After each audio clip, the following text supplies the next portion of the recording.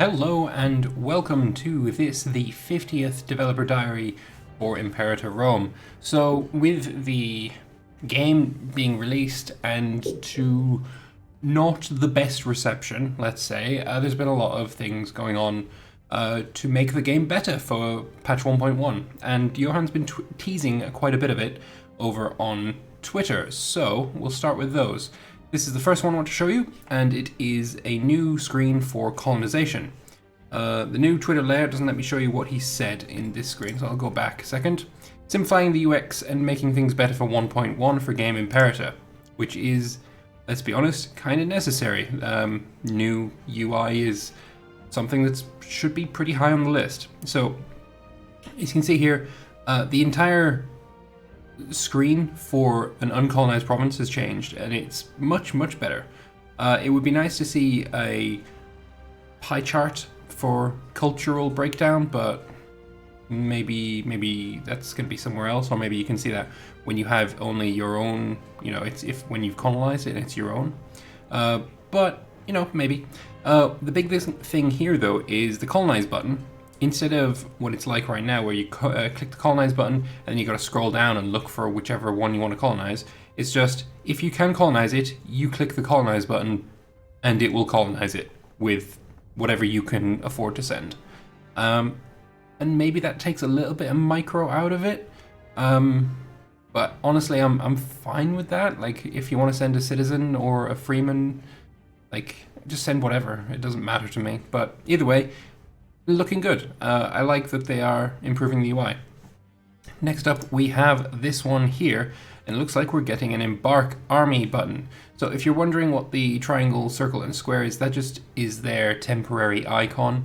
Until they get artwork for new icons, they just use this. It's in the files in the game right now under temp_icon. So I wouldn't worry about that, but that also means that it looks like there are 2 extra buttons here that we have yet to see icons for. Now, this picture is quite curious, right? Because if you look at the tactic here, this looks like a great white shark, which is one of the new naval combat tactics, except this is an army.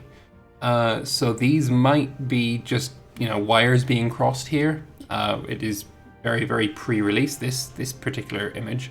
So it could be that just the wires are being crossed and it's showing an army while it's got the stats of a navy, maybe, something like that. But either way, this tactic here was shown in the previous dev diary, and that is the frontal assault tactic.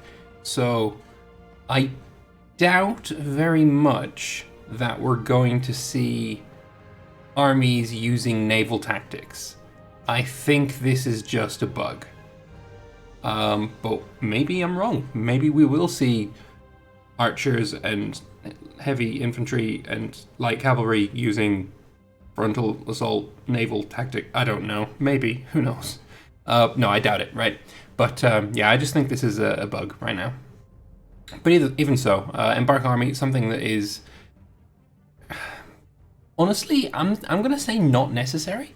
I kind of was okay with the fact that you had to move your army on and off the boats. Because if you think about it, all of these naval evacuations and naval maneuvers in history, especially in this era, they did not take a single day. They took a lot of planning and a lot of work to accomplish.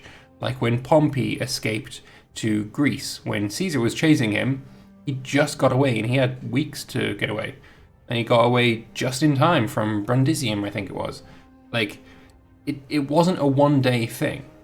As well, if you think it didn't get much better in millennia, because during the Napoleonic Wars, when the British escaped from northwestern Spain, we only managed to get away and we had to fight a rearguard action. If it was like, just an Embark Army button, we'd have been away in a day and nothing would have changed. It would have been totally fine. But yeah, no, this is, it's fine. It's just, I would have been fine without it as well. Very good for gameplay, not very historical. All right, but that's all I'm going to say about that one. Moving on to the last of the Twitter teasers, some Carthaginian flavor. So for the heritages that we have learned about before, Carthage will get commerce income, naval maintenance costs going down, which is good because in Imperator right now, the countries are scripted or hard-coded to only spend 9% of their income on their navy. This goes up by, I think, 25% across the board for everything. I'm not sure about it, or maybe it's times 2.5. Not sure. But either way, it goes up when you're at war. But when you're at peace, it's 9% for the navy. And because Carthage starts off with very few established trade routes, and it starts off with 62 ships, they are spending way more on their navy than the game says they should. So they disband easily over half of their navy within the first few months, making any Rome campaign or any campaign that is centered around the Mediterranean and that would be at war with Carthage at some point makes it trivial. So having them maybe lose less of their boats because of this naval maintenance cost, it was a good thing. I still think they're going to end up disbanding some boats if that doesn't change, which I hope it does change. But it's a good start. It's a good start. So moving on to the next picture, we have the Canaanite religion showing that creating a trade route cost is down by 10%. So instead of 25 civic, it's going to be 22 civic or maybe 23 civic. It's okay. I mean, it's a start. It will stack with other bonuses. So we'll see. It's going to be fine. And then finally, we've got the Canaanite omens. We've got discipline, commerce income, manpower recovery speed, ship damage done, monthly tyranny, provincial loyalty, national citizen output, and national population growth. I really, really like these omens. Like, this is a solid set of omens. When you don't get tyranny all that often, but when you do, it's like 5 tyranny. And having this monthly tyranny negative 0.04, I think it's gonna just be about right. The amount of time you spend in an omen, if you have the blessing of Baal, you're probably gonna be just about losing all your tyranny by the time you get to click a new one. I also really like provincial loyalty, although it could be a little bit higher maybe. Although 76% religious unity, only 87% omen power, could be a little bit higher. Ship damage done is going to be huge. I think this is going to be a solid pick for multiplayer. I also like commerce income's always nice as well. Citizen output, that's basically research, just research efficiency that everyone else gets. So yeah, solid pick. Very nice indeed. And with that, we'll move on to the dev diary. So, hello everyone and welcome back to another dev diary. This time we take a look into the political changes for the free Pompey update that will be out in June. So electable age. Different republics will have different age requirements. Who can be elected to become ruler. Rome, for example, requires its rulers to be at least 35 years old. Then we get more info on the co-ruler and dual rulers. So aristocratic republics will have consuls and co-consuls. When elected, the one with the highest support becomes consul, the one with the second highest number becomes co-consul. This often means that we'll have 2 different parties. When it comes to power generation, the stats of the consul with the highest attribute will be used, giving a nice benefit to the country. So you're generally going to have more stats higher stats as a republic, generally speaking, which is good. I like it. The loyalty of those of the same party as the co-consul get a positive impact if he is loyal, and a negative impact if he is disloyal. So yeah, basically making your co-consul loyal to you, super strong. Disloyal, not so strong. We simulate the friction between the 2 consuls by the loyalty of the co-consul. Also, if the co-consul gets low loyalty, the power costs increase by up to 25%. So it looks like there'll be a scaling cost to the power. I mean, power should just be gone from the game entirely, in my opinion, but, you know, scaling cost for it, it's flavorful, I guess. The co-consuls gain popularity by the same factor as the first consul gains popularity. And the ruler popularity that other characters look at is the average of both consuls. So you kind of want both of them to be popular. So say you have one with 40 and one with 50, your average popularity is clearly going to be 45, and that's what they're going to look at.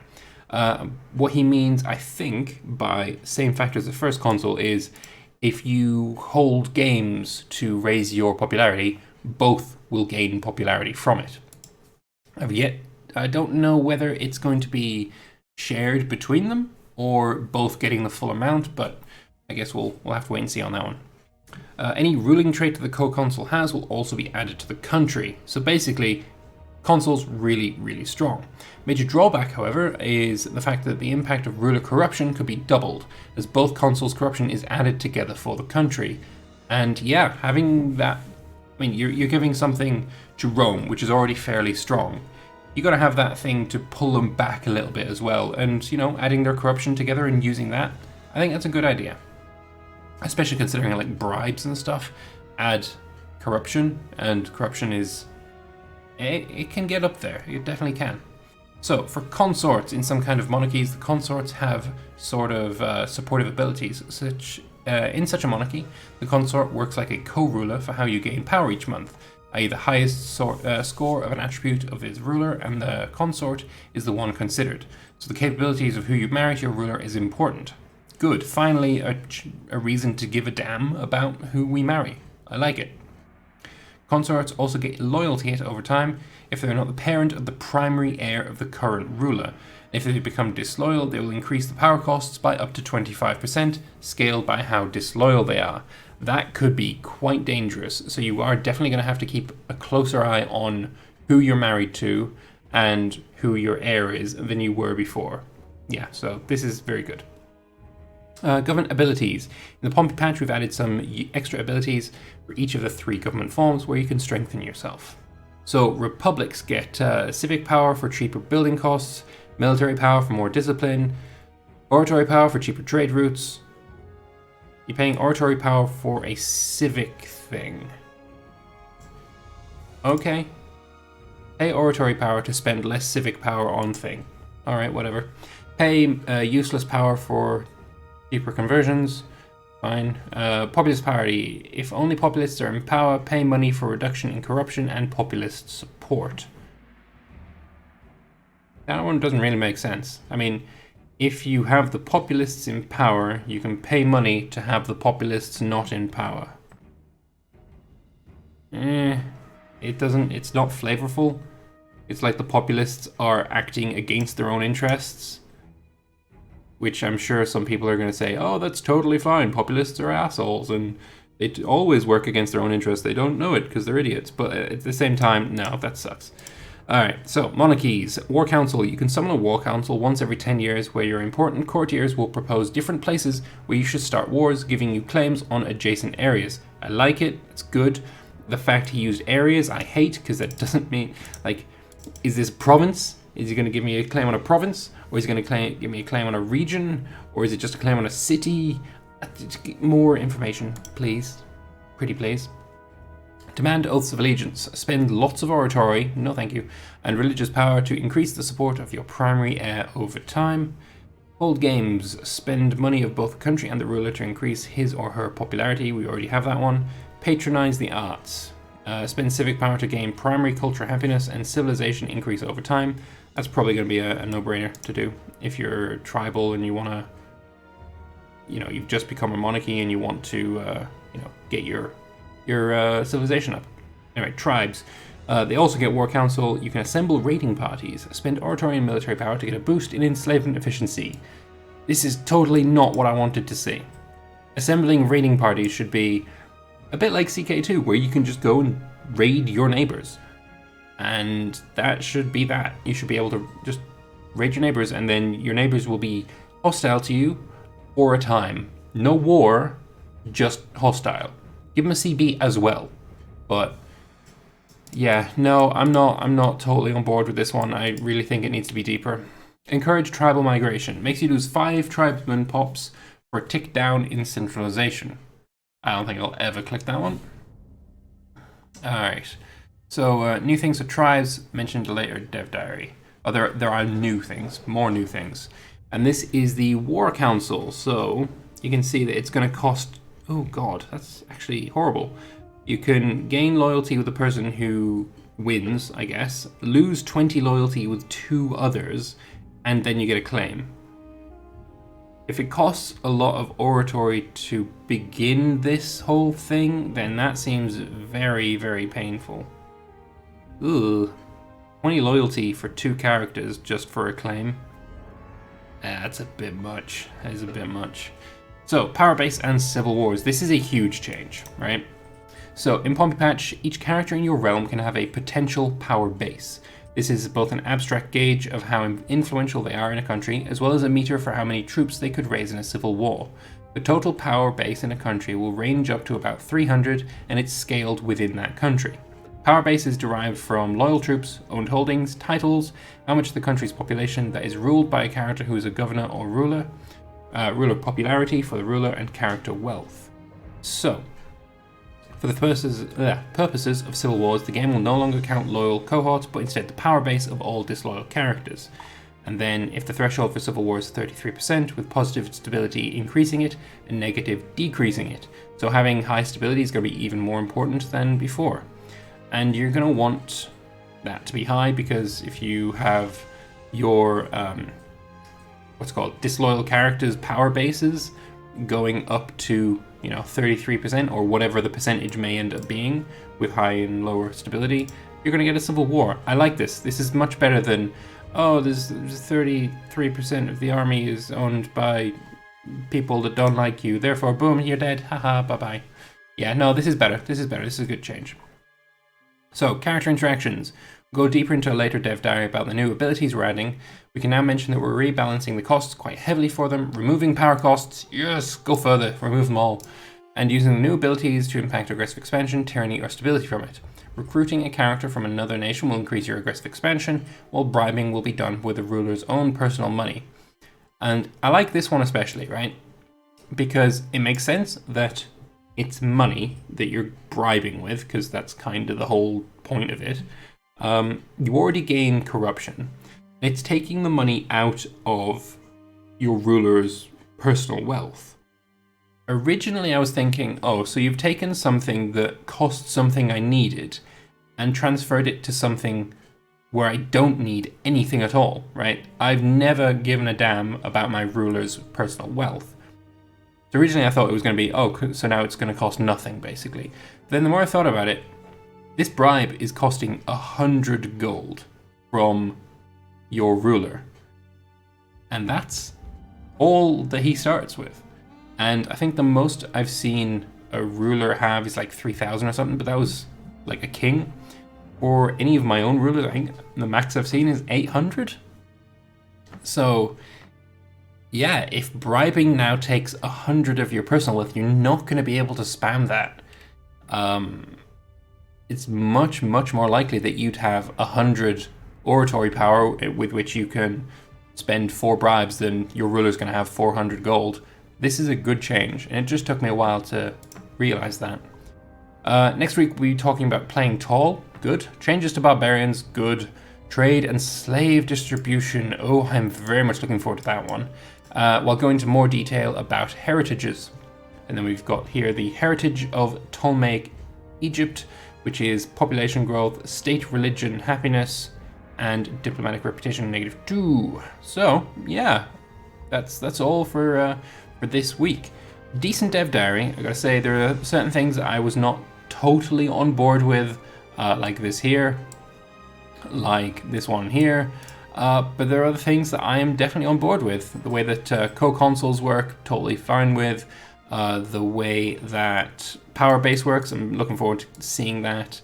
So yeah, overall, decent dev diary, decent changes, and let's see how they pan out. So I want to thank you all very much for watching this episode. If you liked it, if you found it informative, if you learned something, feel free to click the like button, let me know your thoughts in the comment section below, and I will see you guys in the next one. Bye bye for now.